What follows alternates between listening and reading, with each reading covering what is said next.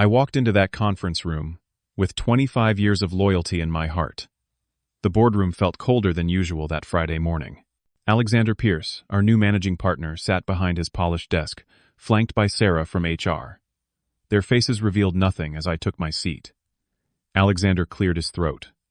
One simple sentence shattered my world. After a quarter-century at Westbrook Financial, I was being terminated. 25 years of sacrifice erased with corporate jargon about downsizing and restructuring. Just like that, I was disposable. If you have ever felt betrayed after giving your all, stick around until the end. Let me know in the comments where you are watching from, and hit that subscribe button to join others who have learned that sometimes losing everything is just the beginning of something greater. My journey at Westbrook Financial began right after college. Armed with my accounting degree and big dreams, I started in the junior accountant position. The pay was modest, but I saw potential. James Harrington, the founding partner, took me under his wing almost immediately.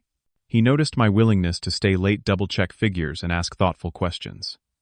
During my second year, he invited me to sit in on client meetings to observe and take notes. Magnus, this business is built on trust, James often told me. Numbers matter, but relationships matter more. I took those words to heart. While other young accountants rushed through client meetings to get back to their spreadsheets, I lingered to ask about their families, their business challenges, their goals beyond the tax year. Those extra minutes paid dividends in client loyalty. The climb up the corporate ladder was steady, but required sacrifices. I missed my daughter Ellie's 10th birthday for a crucial client emergency.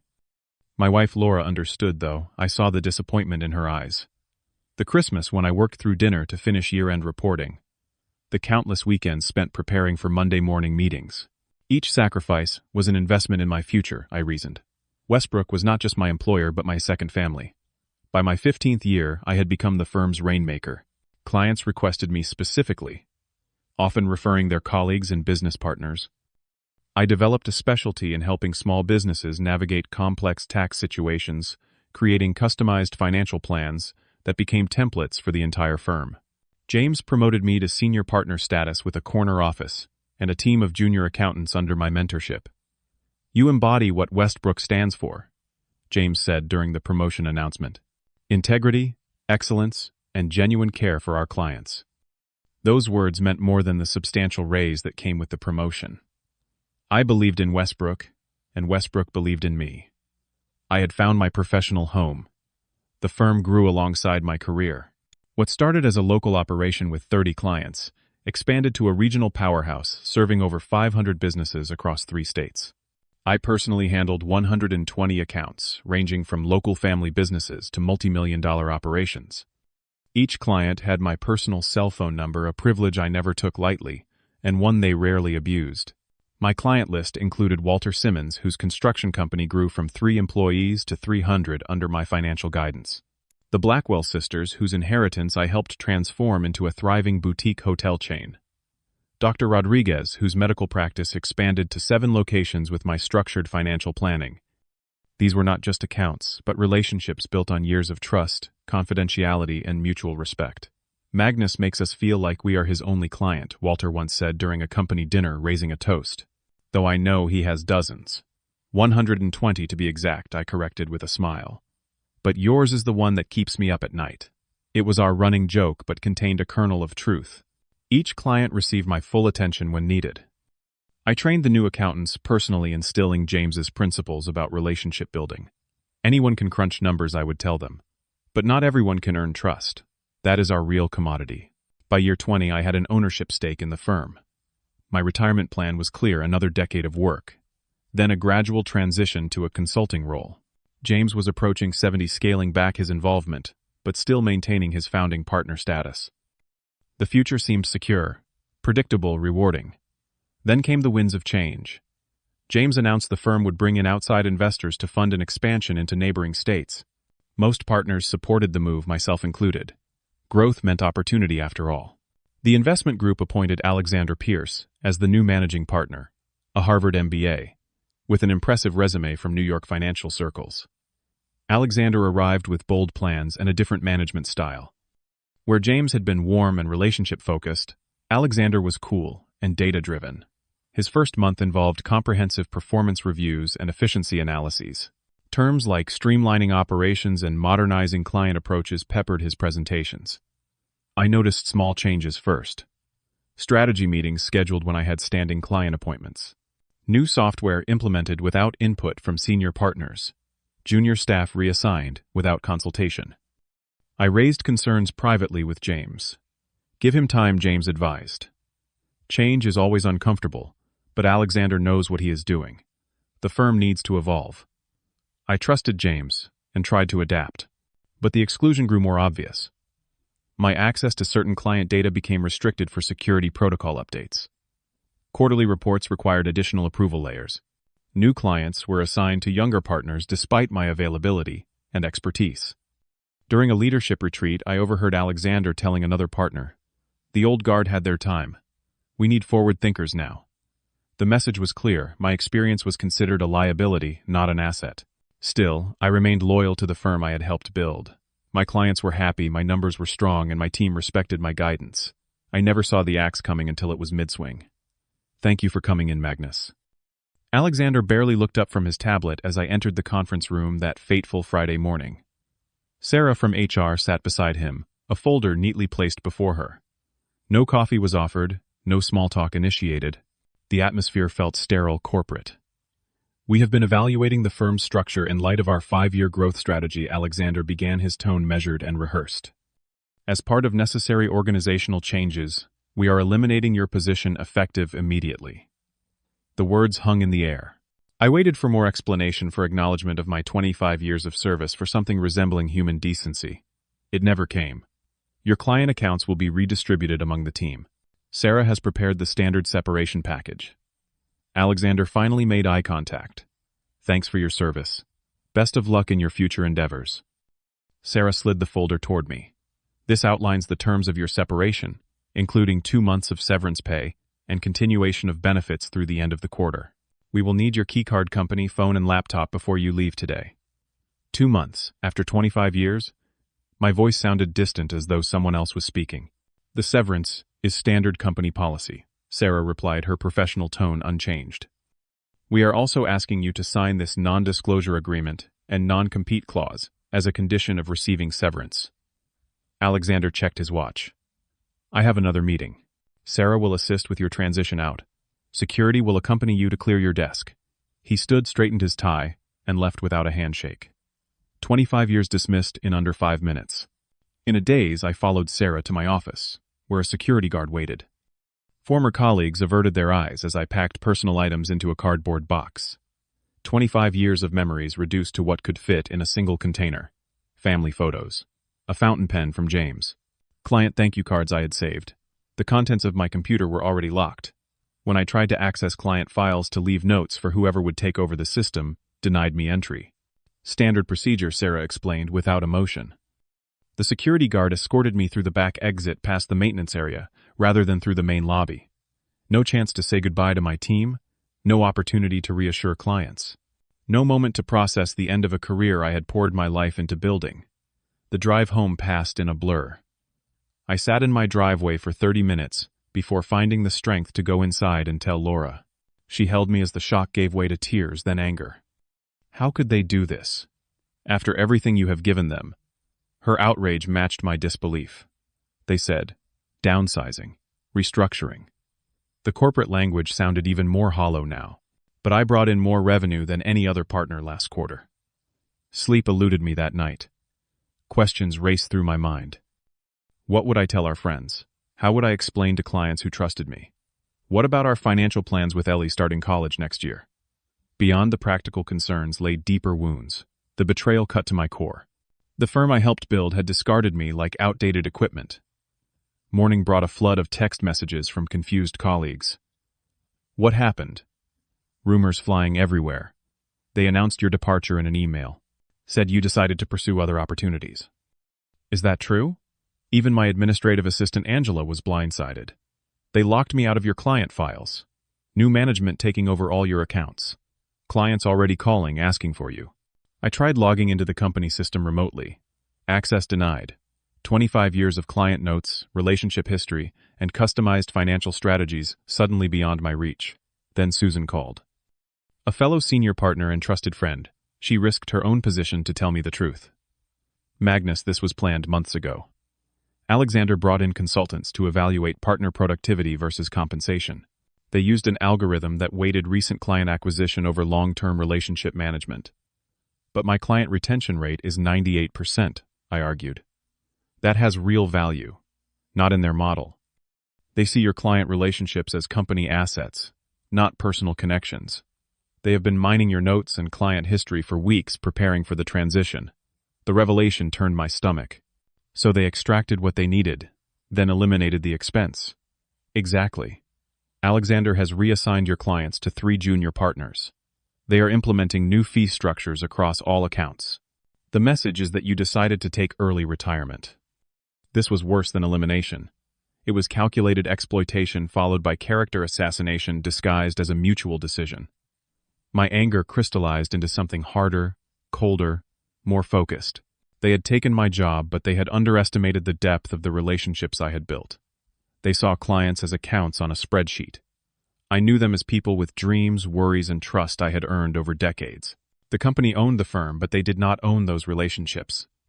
Not really. I still had my professional reputation, I still had my knowledge, and I still had my integrity, something the new management clearly lacked. The next morning, still reeling from the termination, I went to Riverside Coffee, a local spot where I often reviewed client files on Saturday mornings. Force of habit. I had no files to review now. Magnus. Just the man I wanted to see. I looked up to find Walter Simmons, my longest-standing client, approaching my table. Walter. Good to see you.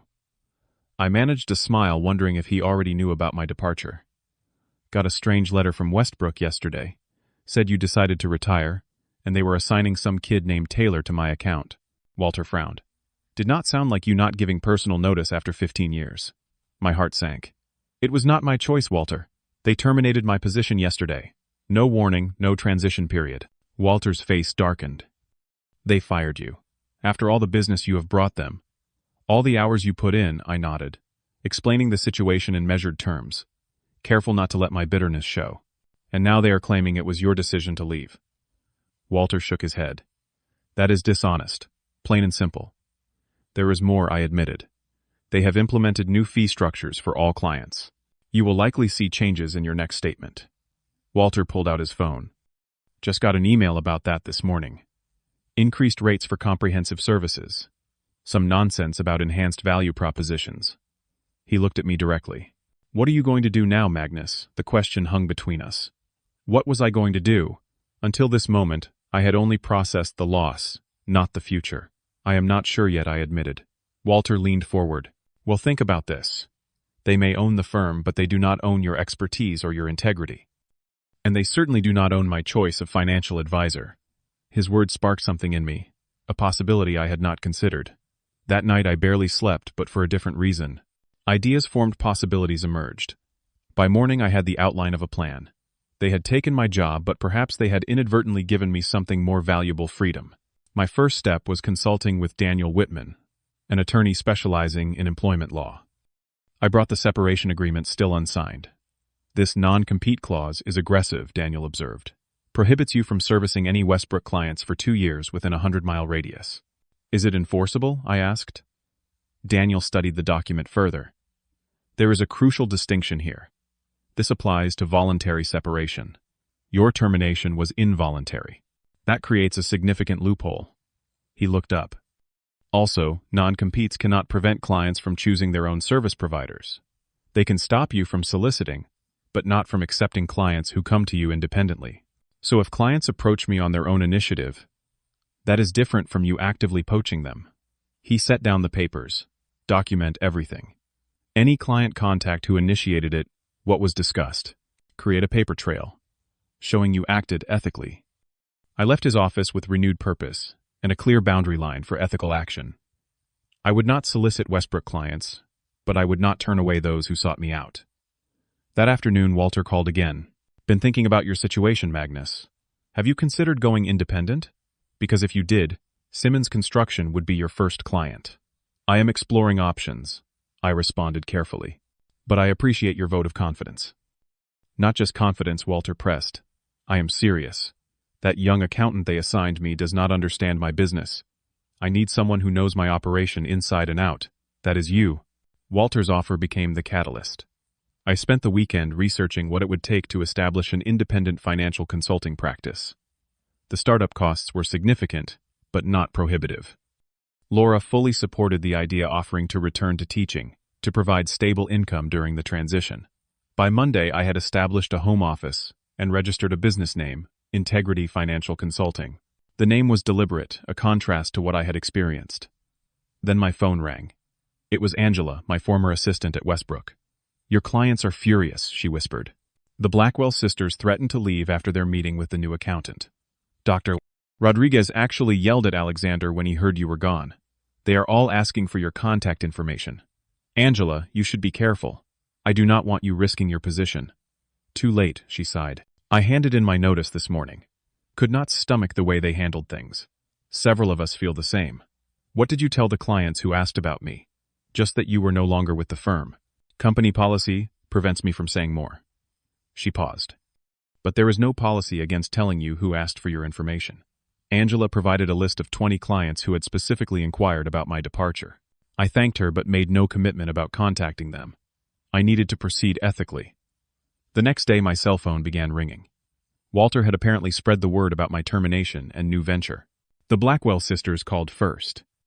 "Magnus, we just had the most insulting meeting with some junior accountant who could not answer basic questions about our portfolio," Patricia Blackwell explained. "Then we heard from Walter about what really happened to you. We want to move our accounts." "I appreciate your loyalty," I responded, "but I want to be transparent. I am just establishing my independent practice. There would be transition challenges." "We are willing to accept those challenges to continue working with someone we trust," she insisted. Similar calls followed. Dr. Rodriguez, the Jensen Manufacturing Group, Lakeside Properties. Each conversation followed the same pattern they had initiated. Contact expressed dissatisfaction with Westbrook's handling of the transition and requested my services independently. Within 2 weeks, I had secured 15 clients, all approaching me without solicitation. Each signed a statement, confirming they had sought me out, creating the documentation my attorney had advised. I rented a modest office space downtown, furnished it simply but professionally, and hired Angela as my office manager once her notice period at Westbrook ended. 3 weeks after my termination, Integrity Financial Consulting was fully operational with a client roster that many established firms would envy. The exodus from Westbrook accelerated. Clients talked to other clients. Word spread about both my termination and my new practice.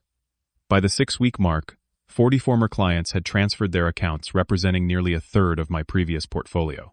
Alexander Pierce made his first attempt at damage control, sending formal letters to all transitioning clients, offering fee reductions and personal attention from senior partners.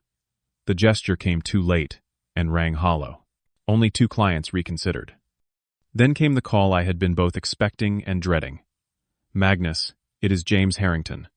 We need to talk." We met at a neutral location, a private room at the City Club, where we had both been members for years. James looked older, tired, the strain evident in his face. "What is going on here?" he demanded without preamble.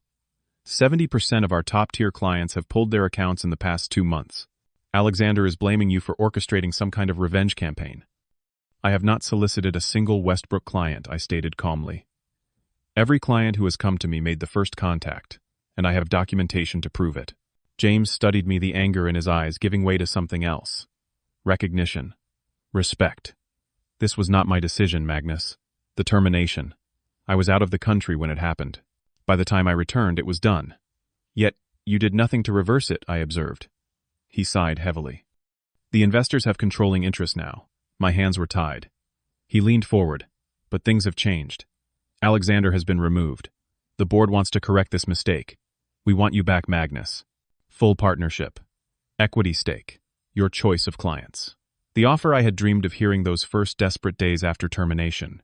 Yet now, sitting across from my former mentor, I felt no desire to return. "I appreciate the offer, James, but I have established something new. Something that better reflects my values. We can match whatever you are making," he pressed. "This is not about money. It is about integrity and respect. Things that cannot be added to a compensation package after the fact." James nodded slowly, understanding dawning in his eyes. You were always the best of us, Magnus. I should have protected you better. We parted with a handshake. The mentor and protege relationship transformed into something new: mutual respect between competitors. 6 months after my termination, Integrity Financial Consulting occupied a full floor in a downtown office building. I had hired 8 staff members, including 3 junior accountants I was mentoring in the relationship-centered approach James had once taught me. My client list had stabilized at 85 accounts, a manageable number that allowed me to maintain the personal touch that had always defined my practice. My income had recovered to near my previous level, though, with greater fluctuations and responsibilities.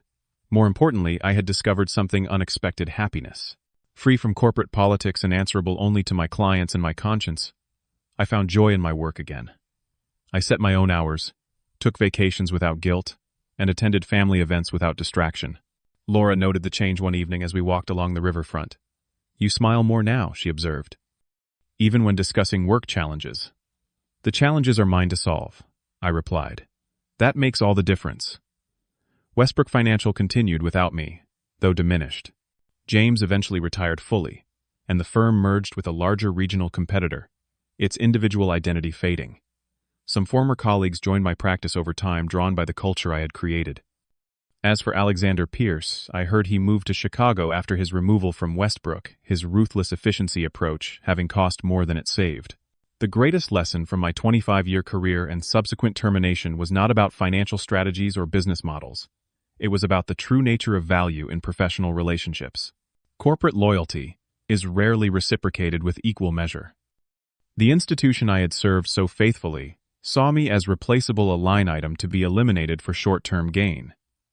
Yet the relationships I had built with integrity proved more durable than corporate structures or policies. My termination painful, as it was freed me to build something authentic, something based on mutual respect rather than hierarchy, something that reflected my own values rather than shifting corporate priorities. I discovered that losing what I thought was everything opened the door to gaining what truly mattered. Security comes not from a company's promises, but from the trust you build with others and the confidence you develop in yourself. Success is not measured by titles or office size, but by the positive impact you have on others' lives. The journey continues, bringing new challenges and opportunities. But now I face them on my terms, with the knowledge that sometimes the end of one path reveals a better one you never knew existed. Have you ever experienced a major professional setback that ultimately led to something better? Share your story in the comments below. If this resonated with you, please hit that like button and subscribe to hear more stories about finding strength through adversity. Remember to share this with someone who might be facing their own career crisis right now. Thank you for joining me on this journey, and remember that sometimes our greatest setbacks are just setting us up for an incredible comeback.